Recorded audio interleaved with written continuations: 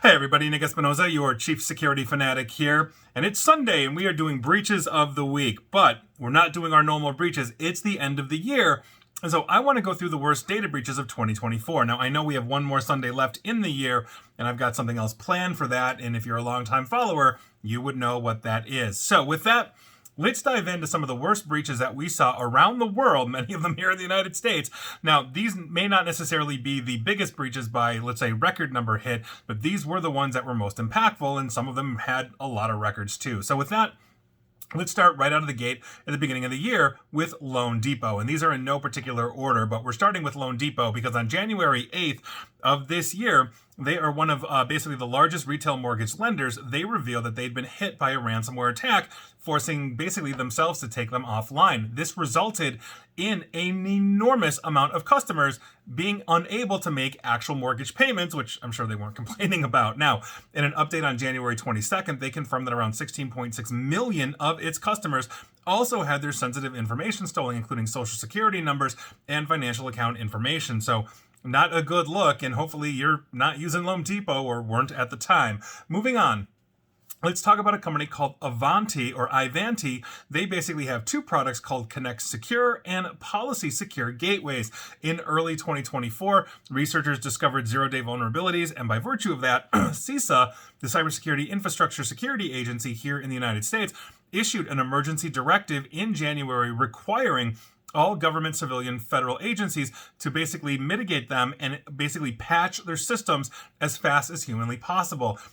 Chinese nation-state threat actors actively were using these Ivanti flaws to carry out espionage and other types of attacks. So this was a huge black eye, obviously for the federal government and obviously for Ivanti as well. Moving on, let's head down under and talk about Metasecure in Australia. A ransomware attack on the Australian medical prescriptions provider in May led to 12.9 million Aussies personal and health data being compromised. This included sensitive health information such as patient prescriptions, names of drugs, strengths, quantities, all this kind of stuff. Now, this report also followed an analysis of sample data set containing the personal health data of Metasecure's customers that was offered for sale on the dark web by an unidentified criminal group. Now, Metasecure announced that it had basically entered voluntary administration in June of 2024 after revealing it was denied a request for funding by the Australian government to assist with the costs of responding to that incident. So obviously that's a huge issue, and that is a significant portion of Australia, is population, excuse me, that was impacted by that. So hopefully Metasecure is back online. Moving on, let's head back to the United States and talk about Change Healthcare, one of the biggest ones of this year. In February, reports emerged that basically the healthcare payment provider Change had been hit by a ransomware attack. The attack caused delayed in prescriptions and other healthcare services for patients across the country. They also confirmed that Change Healthcare's parent, United Health, paid a $22 million ransom to the perpetrators, the Elf v Black Cat gang, to restore their systems. And apparently Black Cat subsequently conducted an exit scam, disbanding upon receiving the payment without paying any of its affiliates, because, well, that's a good chunk of change. And about 1/3 of all patients in the United States that filled prescriptions, 1/3 were impacted. Absolutely huge. Moving on, excuse me. Let's talk about Snowflake. In June of this year, researchers at Mandiant warned that a threat actor had stolen a significant volume of customer data from basically the data warehousing platform known as Snowflake. The data was advertised for sale on cybercrime forums, as well as the threat actor using the data in an attempt to extort many of the victims. Researchers said that about 165 organizations that were using Snowflake as a platform were notified that they've been potentially exposed. And the names of some of these are absolutely huge. Ticketmaster's parent company, Live Nation, basically got 560 million of their customers impacted. I'm sure myself included. I go to things too. Now, a breach basically of banking giant Santander in Europe, their customer employee data in May was also linked on Snowflake as well. Also, I believe South America on that one. And on top of it, telecommunications giant AT&T here in the United States also essentially was hit as a result of Snowflake. So that was a huge supply chain hit. Moving on, another interesting one that we had this year was the Port of Seattle, specifically the airport in Seattle. And basically, the Port of Seattle is the local government agency that oversees the airport, the Seattle-Tacoma International Airport.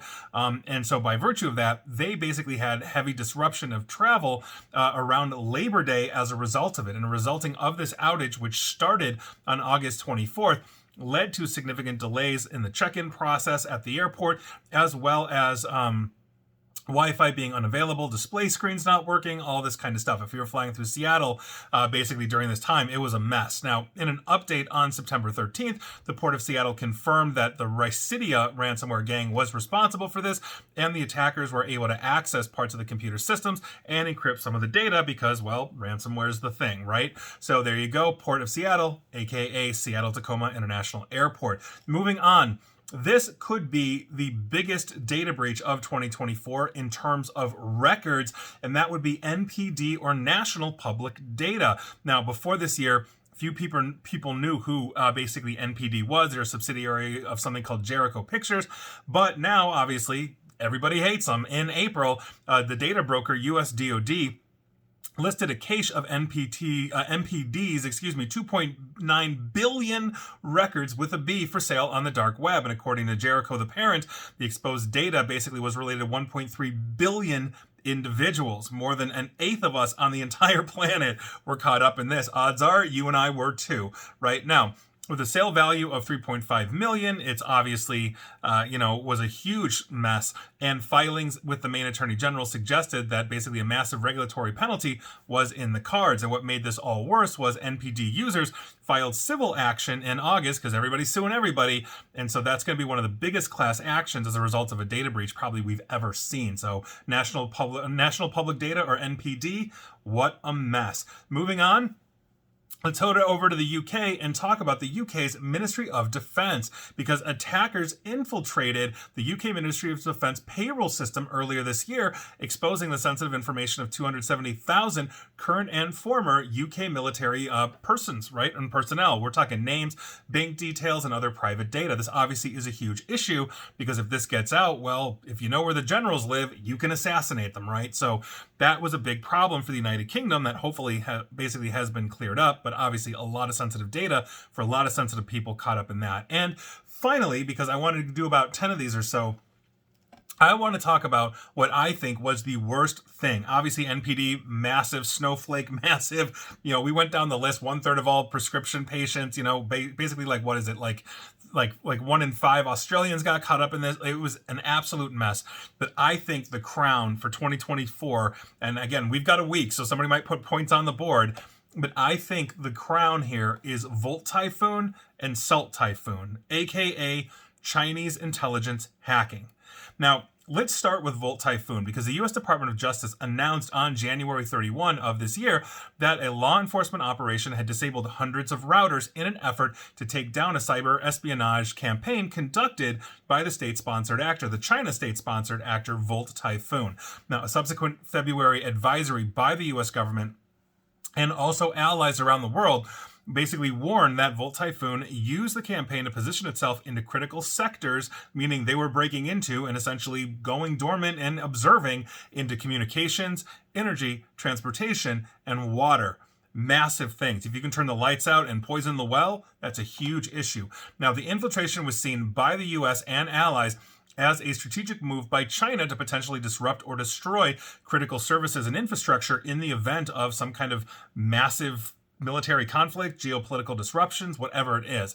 Now, critical infrastructure organizations in the United States and allied nations have been urged to identify and mitigate the persistence techniques used by Volt Typhoon and other state-sponsored groups, which brings us to Salt Typhoon, the other group that China has been rather prolific with, because a major espionage campaign by them basically compromised U.S. government officials' data on a large-scale hack on telecommunications providers. I've talked about these throughout the year. I mean, I literally just did a video saying we should not be talking, on the phone or using standard text messages because they're in, and that's a huge issue, especially if you're talking about something sensitive. Now, the campaign was firmed by U.S. government agencies this November who revealed that Salt Typhoon, the threat actor, stole customer call records, basically data, and compromised private communications of people involved in the government or political activity, and then copied this information, basically subject to U.S. law enforcement requests under court orders. So, in other words, they were stealing absolutely everything. Now, in October, if you recall, then candidate Trump, his campaign, was informed that the phones of both Donald Trump himself and, at the time, his running mate, now Vice President-elect J.D. Vance, were hit. On top of it, we had staff members from the Kamala Harris campaign in her 2024 presidential campaign that may have also been compromised as well. Telecom companies that were targeted and hit by Salt Typhoon here in the United States include Verizon, AT&T, Lumen, and T-Mobile, which is like the vast majority of our infrastructure combined, right? So it's a huge, huge issue that we have here. And so by virtue of that, this is going to continue to be prolific. And so with that, those were the worst breaches of 2024. Yeah, you were probably caught up in one, especially if you're in the United States, UK, or Australia. So good luck to us all next year, but stay tuned for my next Sunday video, which I think is going to be diving into the predictions for 2025 and data breaches, and that'll be a fun one. And please like, share, follow me here on Facebook and Twitter at NickAESP, and please feel free to subscribe to me at YouTube as well. And as always, stay safe, stay online, and please, just please, attempt to stay private. Thanks, everybody.